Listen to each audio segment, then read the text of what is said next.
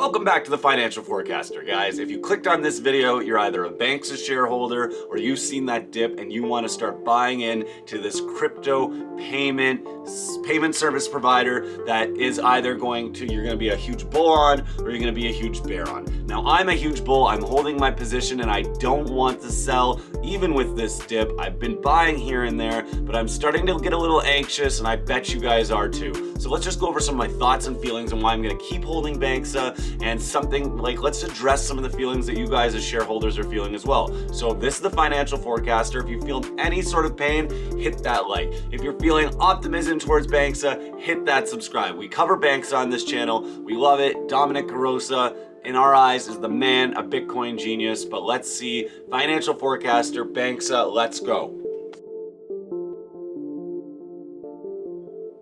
All right, so Banxa went from $2 and 3 or 4 or 5 months ago. It's at the mid twos. It's holding steady. Then all of a sudden they start rolling out these TTVs. They're accruing all these different exchanges they're on, and it's fantastic. The optimism, the volume. It was just listed in January, and it rolled all the way to $8. And people are like, when are we getting in? You know what? I was buying the 5s, the 6s. And when it got into the 7s, I'm like, no, I'm not going to buy any things. When it got to the 8s, I was like, should I sell? But I was very bullish. And I'm still bullish, but I want to share the tale with any Banxa shareholder out there or anybody who's ever played a small cap stock.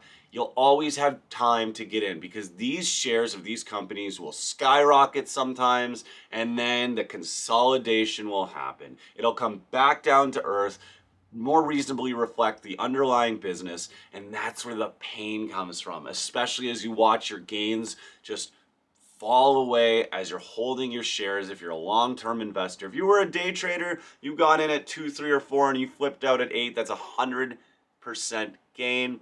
Good for you guys. But as someone who is looking at Banxa, and I see the potential, I see the moon potential.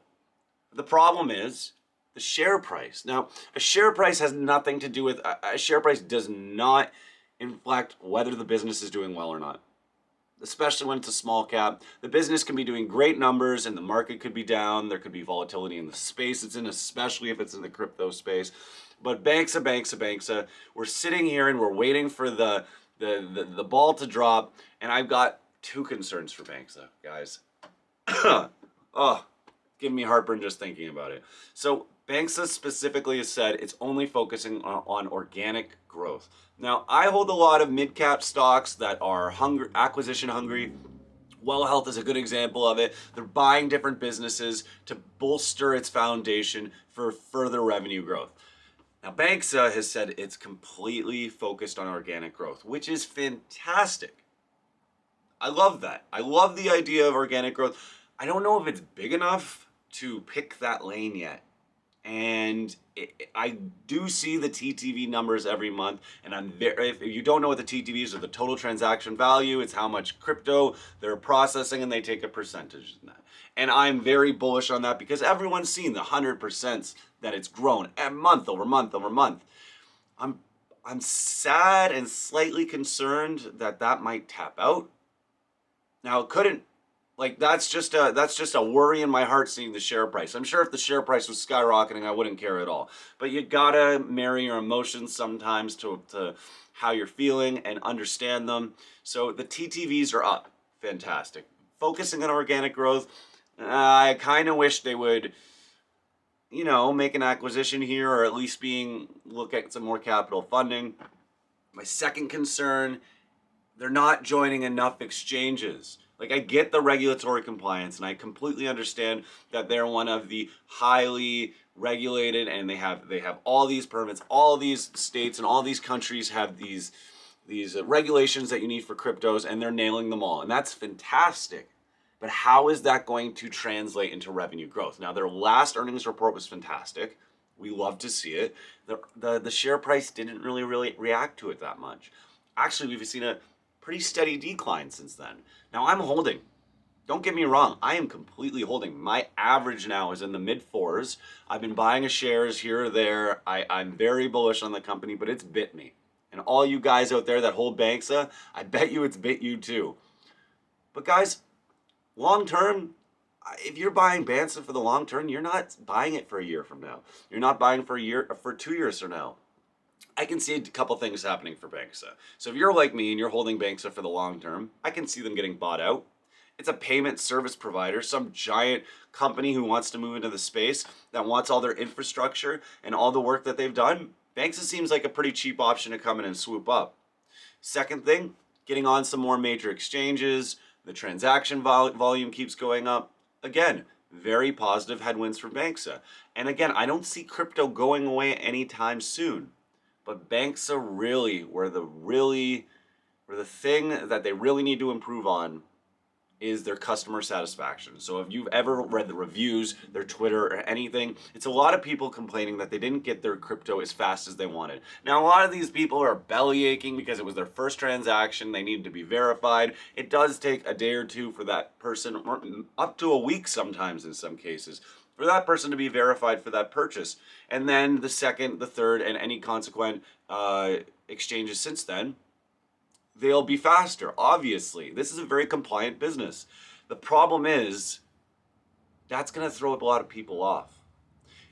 Banks has said they need to hire more staff, and I definitely agree. Their customer support needs to step it up, and I've been watching them do it. It's not like they're just sitting there and they're just letting everything ride and they're not trying to fix things as they go. Banxa is adamantly adding people to their staff, as far as I can see, hitting people on their customer support. Always reach out to them on Twitter. It's the fastest way I've ever seen them respond.